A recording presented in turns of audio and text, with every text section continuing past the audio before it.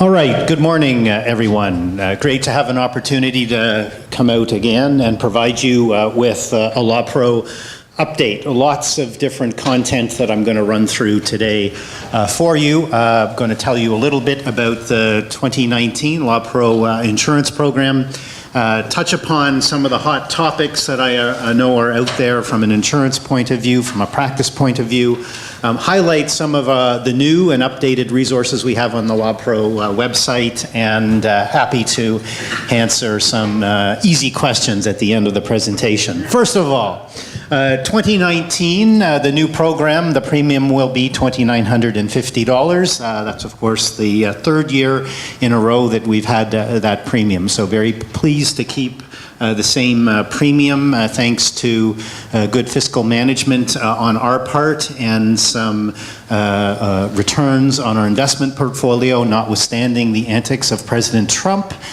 we were able to keep the fees level this year. Just a bit of perspective. I've spoken recently to the California Bar, which is contemplating some kind of mandatory insurance program, and spoke to several lawyers down there. Again, some perspective, Oregon and Iowa are the only two states in the U.S. where insurance is mandatory. Two of the people on the California Insurance Committee told me one pays $5,000 US for $100,000 in coverage.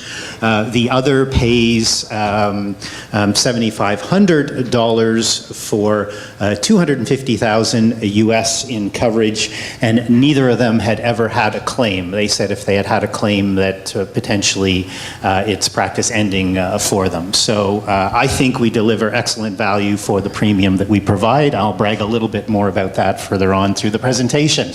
Again, some more perspective. The base premium in 1995, and I think there's a few people around the room that look like they might remember way back then, was $5,600, and today that would be $8,500. So again, we've really managed to keep the premium down and reasonable. The new program for next year, we will not see any changes in the transaction levies. The real estate transaction levy will remain at $65, and the civil litigation transaction levy will remain at $100. That is the way that we keep the program fair to everybody, how we risk rate it. Somebody who does 500 real estate transactions a year is a very different risk from somebody that does 50 transactions. So the more transactions you do, the more you throw into the pot. And in round numbers, each year we collect about 30 million out of the 110 million premium that we collect in transaction levies. We are through the Rule 48 expensive kind of years for us. We are watching that area, though, because insurance litigation costs still continue to be high. We have expanded our designated agencies discount to include the new entities that we anticipate will start up early next year under the Law Society's civil society organizations. Again, the idea here is that designated agencies allow us to bring lawyers that work in some of the government-affiliated settings where they do work for external clients under the LawPro program. They get a 75% reduction on the standard base fee based on a very low claims experience. And this was our way of facilitating, helping access to justice by providing those employees of these new civil society types of organizations coverage, given that they are doing what lawyers do, that is provide advice to third parties, outside of the duties that some of them may have as an employee to their particular employer.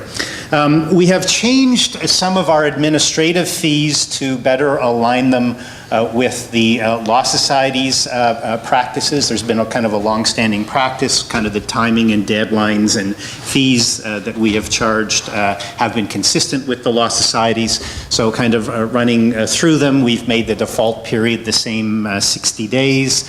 The reinstatement fee has been bumped up to $300 from $150. The same fee applies for administrative dismissals or suspensions and so on. Again, just to make our timing consistent with the timing that occurs at the Law Society. How long are new lawyers new? We could probably debate that question for a fairly long time, but it has a bit of significance with respect to our insurance program from the following point of view.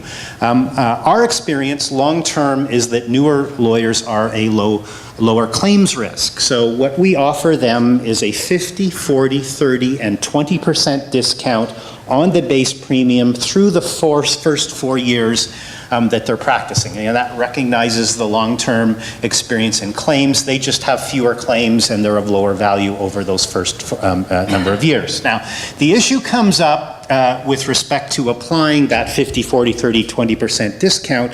When does it start? So we have the big call in June, and people are starting partway through the year. And what we've done to make it clearer is if you practice more than 200 days in a given year, that counts as your first year. If you practice less than 200 days in a year, you get that 50% reduction for the first part of your first year and all of the second year that you practice, just to kind of make that consistent and fair, more obvious, rather than somebody starting 6 months through and only getting that 50% discount for the first 6 months. So a bit of clarity there. Now, next up, and here's where I come back to brag a little bit about LawPro. Very proud of the team and the work that we do, and we get very positive feedback from the lawyers that we help when claims arise. And we see in round numbers 2,800 new claims in any given year.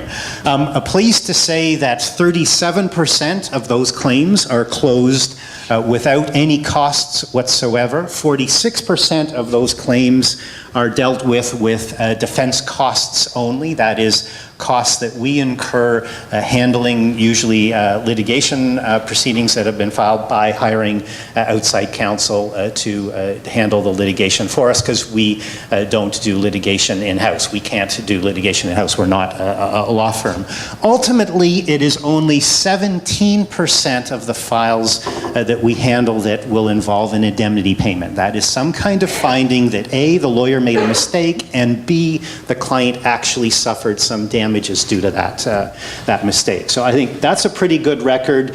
Echoing the comments that Diana made, the 37% is often related to lawyer-client miscommunication issues, clients that were unhappy with the result, unhappy with the fees, and so on. And that's why it's important for us to take a strong and principled approach and not respond with just throwing money at those claims to make them go away.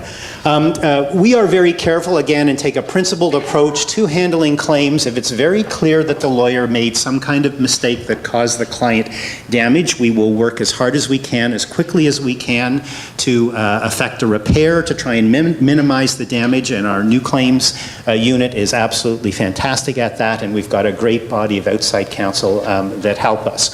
When we do carry matters on, we're very careful about what we do and how we decide it, and I think of a very enviable track record. In 2017, we won 2 of the 3 trials that we got decisions on that year, and we won 2 out of the 3 appeals that we undertook, and we won 22 of 28 summary judgments. So I think a pretty enviable track record. And when we reach out at the conclusion of handling a claim for a lawyer, we get extraordinarily positive results. So you can see 96 were satisfied with how we handled the claim. 86% were satisfied with the selection of counsel, and 87% would have defense counsel represent them again. And I'm not only very proud of our team, but we couldn't do the work we do without the really excellent group of defense counsel we have right around the province, who not only have experience in the different areas of law, which is one thing, but also have in-depth experience in handling negligence claims in the different areas of the law. A fantastic group of people that do great work for us. Let's touch upon now on some hot topics.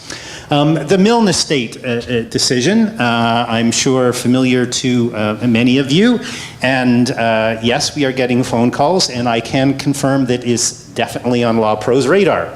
The matter, I can confirm, has been appealed. We expect that appeal will be heard early next year, perhaps a little bit later than that. I will not comment, I think, on the appeal or the grounds of the appeal, except to think that we think there are some reasonable grounds there to have this decision overturned. I encourage you to visit the website if you're not familiar with the alert and the contents in it. We are suggesting to lawyers that they might consider notifying clients impacted by this decision of the decision and its potential impacts. And for those in the room that are not familiar with it, this involves a fairly long-standing and widespread practice of doing two wills for a client. The one will has the assets that have to be probated.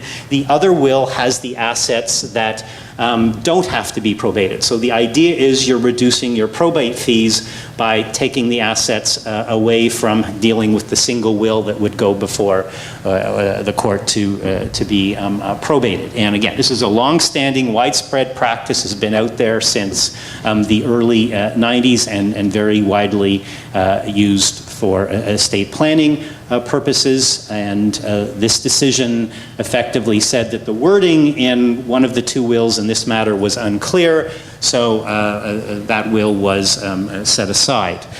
So we are asking lawyers to consider whether they should, if it's practical, to notify clients that may be impacted of the decision and the implications of it, and to consider perhaps updating their wills to address any shortcomings that may be there. There are many different variations to the wordings in the clauses that were a problem in this decision out there, and it's unclear at this point what wording is truly acceptable. We are hoping that the appeal will bring some clarity in that regard. We are not asking lawyers to give LawPro a notice of claims if they have wills that may be impacted at this decision at this time, because the wording of the provisions in the LawPro policy effectively have or require some finger pointing by the client of alleged negligence. And generally that speaking, that is not the case. If, however, you have a circumstance where, say, the client has died or the client no longer has capacity, then we are asking that people notify us in that circumstance. If you have excess insurance, you should check the wording in your excess policy with respect to obligations on notifying if there is a potential claim. Some excess policies have the finger pointing wording. Others just have a generic please report if there's any potential of a claim. So please check your excess policies and watch for more news from this as it comes out. Again, we are expecting that the decision will be before the court early next year. There is some possibility that it may happen a bit earlier than that. Next up, Rule 48 claims. Rule 48 claims were extraordinarily costly to us. In round numbers, about $13 or $14 million over a period of 5 years, above and beyond kind of the background regular lawyers forgetting missing deadlines and so on. We're very, very pleased to see that the changes in the rules of civil procedure have greatly reduced the number of Rule 48 related claims that are coming into us, and we have seen the count go down and the cost go down significantly, which is great news. We have a Rule 48 toolkit out there that firms are using.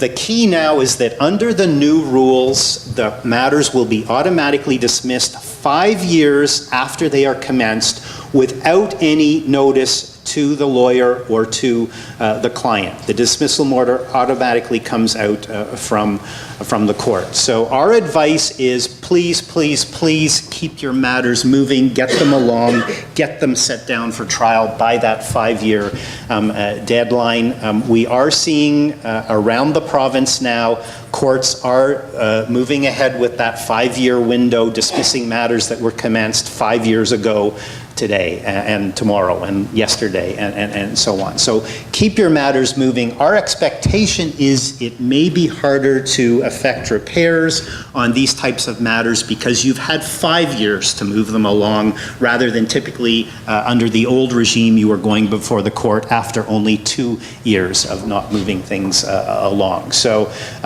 keep things moving along. Don't see your matters dismissed.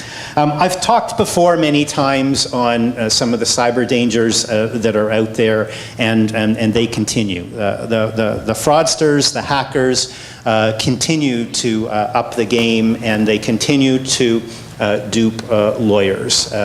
Please don't feel that you're going to be protected or that you or the staff in your office are good enough not to be fooled by these folks. They are extremely sophisticated and persistent, and the frauds we're seeing are just looking so real. The phishing messages, talked about that before. Again, a message from somebody that appears to be or come to you from someone that you know well that either has a link to malware or asks you to disclose confidential information. We are seeing lawyers and more so law firm staff as well fall for these phishing messages.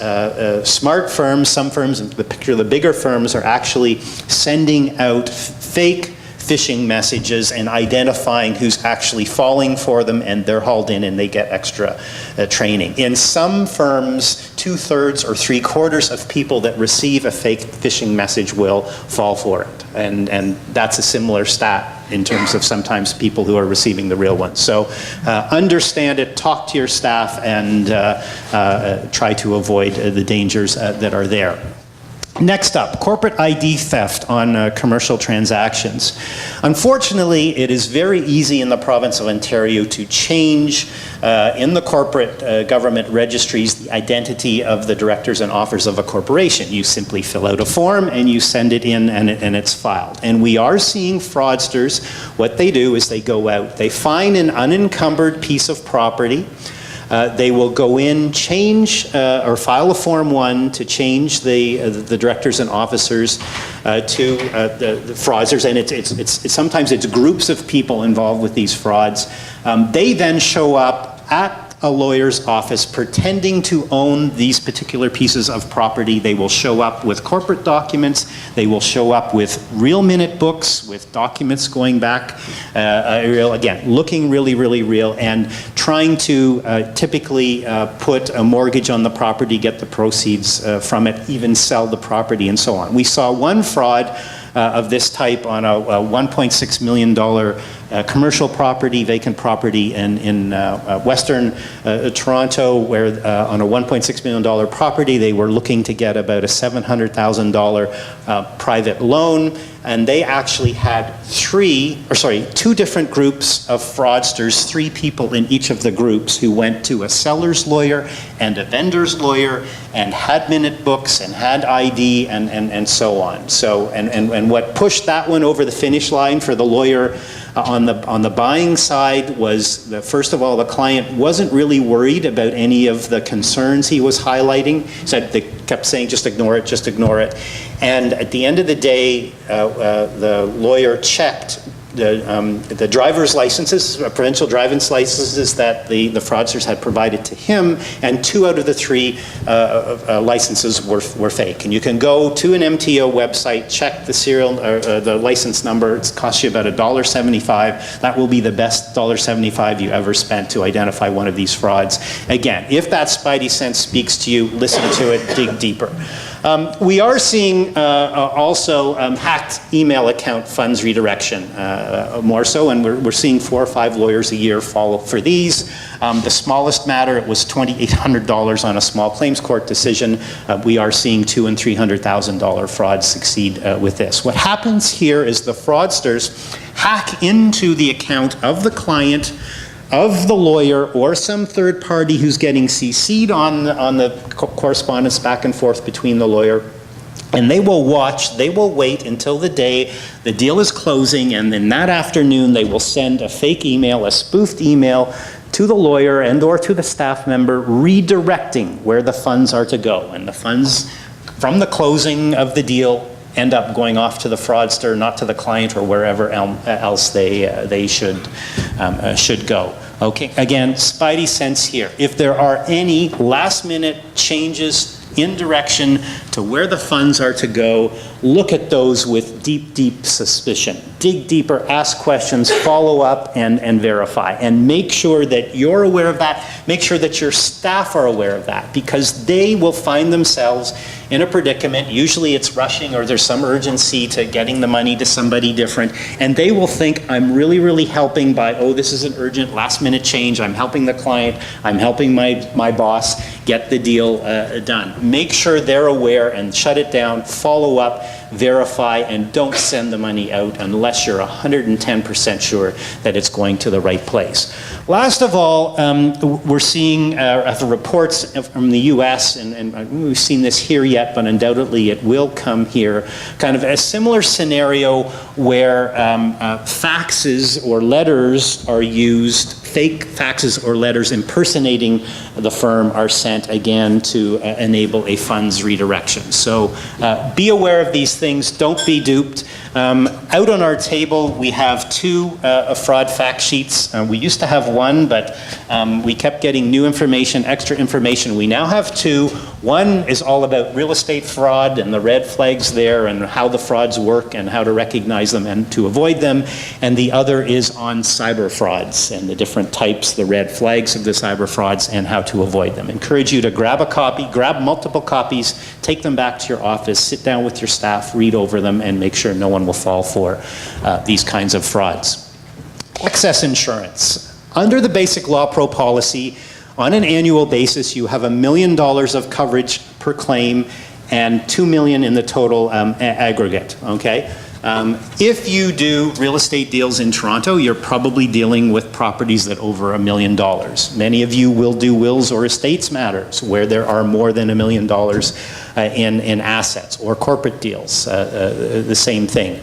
Consider your exposure. Are you potentially liable to a claim that's over $1 million? And remember, it's not only the claim, it can be the cost of dealing with a claim, defending a claim on top of that. If you think you have greater exposure, and there's a great self-assessment tool on the LawPro website, please consider getting excess insurance. 20 years ago, LawPro recognized that there were a lot of lawyers out there that couldn't get excess insurance. Solos and small firms aren't going to go off to Lloyd's of London and get a $50 million a year policy. It's impractical to do that. The brokers won't be interested, and so on. So we rolled out an excess insurance program that has really grown, and there's several thousand lawyers across the province. It goes up to $9 million per claim, in excess of that $1 million level. It is extraordinarily reasonably priced, very competitively priced. It is helpful to have your primary and excess coverage with the same insurer in terms of dealing with coverage and avoiding coverage gaps and so on. If you don't have excess or unsure that you have an appropriate level of excess, please think about that, look at that. Again, there's a self-assessment tool on the LawPro website, and consider getting appropriate exposure. It helps you sleep better at night. Next up, some helpful resources. We have been updating our websites basically one a year for the last 3 years, and I'm very pleased to see that earlier this year we updated our lawpro.ca website, our main corporate website. We've tried to make it more accessible. We've tried to make the information, the questions that people ask, more accessible, more user-friendly. Please check it out. Now, we get 42,000 phone calls a year from the 27,000 lawyers that we insure, and we receive about 24,500 pieces of correspondence, and a lot of questions, a lot of pieces of correspondence that we need to respond to, and we would like to be more efficient and effective in terms of getting answers to you. So there is a self-serve My LawPro portion of LawPro where you can log in securely and do a whole bunch of different things with respect to your policy, changing contact details, filing claims online, look up, deal with payment information, get an account summary. Your e-filing history is there. We're soon going to have an automated certificate of insurance, so if you need a certificate of insurance, you can go on, boom, and get one sent out to you. Please check out My LawPro if you're not familiar with it. It's a very quick and efficient way to find out all about your coverage and to change some of the different things in there. To try and reduce some of those phone calls and correspondence, we've also overhauled and updated our frequently asked questions, and please remember that as a resource. Odds are, if it's a common question, the answer is up there in plain, simple manner with links for deeper and further information if need be. So please check out that resource. The world of claims, we're very proactive on claims prevention. We've talked about Practice Pro many times before. I'm very pleased to say that we have further expanded our claims fact sheets. There are 9 different areas now that we have fact sheets. These fact sheets identify the common scenarios where claims occur in these different areas of the law and give you advice and resources on the steps that can be taken to lessen some claims. So please grab copies of these, download them, take a look at them, share them with the other lawyers in your offices, share them with the members of your associations. We're more than happy to see them used as materials in CPD programs if you're a speaker and so on. Please take at those. Unbundling or limited scope resources. This is something that scares LawPro a bit. When we look at our profile of claims, again, 1/3 of claims are lawyer-client miscommunication, poor communication, no communication issues. About 18% are time and deadline errors. About 12% are something that we call inadequate investigation or discovery of facts. So the lawyer doesn't take enough time to dig into the matter to understand truly what the client's circumstances are, what the issues are, and give appropriate advice for that client's particular circumstances. We also recognize, because we are proactive and want to help lawyers better succeed in practice, that there's an opportunity out there. There are clients out there that aren't getting help, can't afford to get the help on a matter. They can't afford to retain a client for all the advice for full service on a full matter, but they are looking for advice on part of a matter. On our Unbundled Resources page, we have a bunch of resources to help lawyers provide limited scope services safely. There's sample retainers in there. There's checklists in terms of what to do and not to do. There are kind of a buffet list of services that you could provide in a family or litigation setting where you sit down and say to the client, I can offer these 10 things. Pick the 2 or 3 different things that you think you need help with, identify it. Key requirement under the rules of professional conduct, okay? Unbundled, limited scope services are recognized and acknowledged as an area that needs to be serviced in the rules of professional conduct. They do require a written retainer if you are giving limited scope services, so please remember that. And the idea there is the retainer clearly identifies who the client is and the scope of services that are provided and an end to the retainer. And the written retainer is there. So please look to that page for help and resources. Consider whether unbundling is an opportunity for you to provide services to clients that need help in your particular area of law. Real estate, right now the second biggest area of claims for us and long-standing, first or second, trading places with litigation. It's about 1/4 of the claims that we have. So we focused a lot of risk management, claims prevention work there, a great collection of resources, a file management checklist, and other real estate resources on our website. Those that practice in the real estate area, encourage folks to take a look at that.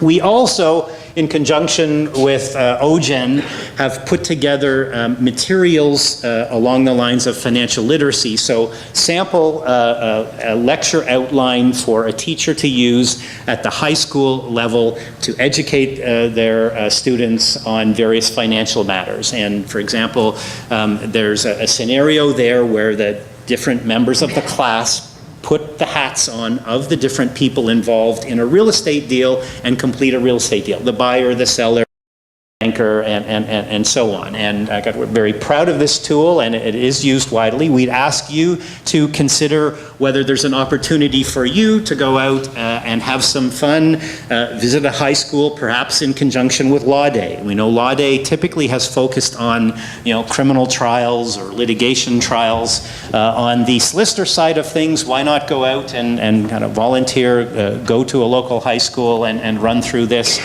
Great opportunity to have some fun. There's a PowerPoint that we've prepared that people can download and use, and other materials. So please consider that resource. If you want more information about that, please speak with Ray. He can help you access those resources and learn more about them. I know I could not come last night because I had a parent-teacher night and had to attend the meeting for one of the kids. But I know kind of wellness and balance and stress issues were talked about yesterday. As Diana noted this morning, LawPro contributes in round numbers half of the cost of running the member assistance program. And we do that for a very, very simple reason. We don't always know for sure, but when we see claims, in particular when we see custodians of claims, there's something more going on in the background, and there's often some kind of personal issue there, a health issue, a financial issue, an addiction issue, and so on. So we see the work that MAP does as a very important claims prevention initiative. Anything that can be done to get help to people that need help so they don't further go down the trail and drop files, cause problems with clients and potential claims. There is an incredible collection of resources on the MAP website. If you're not familiar with it, please spend some time, go in there and look at the resources. Very, very broad thing. It's an absolutely fantastic resource, and again, available to you and spouses and law students and family members and so on. So please make yourself familiar with it, number one.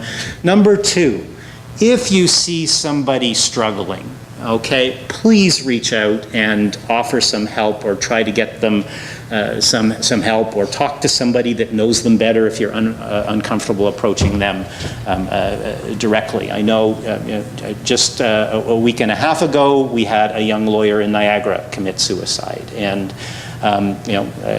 there is often, people see somebody struggling. We need to see and recognize when our colleagues are struggling and reach out and see if we can help. So please consider doing that. Lastly, we will come out and do presentations to your local law associations. I'm doing a bit less of that these days, but Ray is coming out. Ian who stepped into my shoes in the Claims Prevention and Stakeholder Relations Department. We did almost 100 presentations across the province last year. We can come out and talk about claims prevention, cyber dangers. Our presentations, most of our presentations also qualify for professionalism hours, so please reach out. We'd be more than happy to come out and speak at a CPD program. On the table outside is a pamphlet that lists our best claims prevention resources and has some great tips on the steps that can be taken to avoid a claim. Encourage you to take that, to pass it on. It is available electronically, and a lot of great and helpful resources there. So that's the end of my formal comments, and happy to answer questions.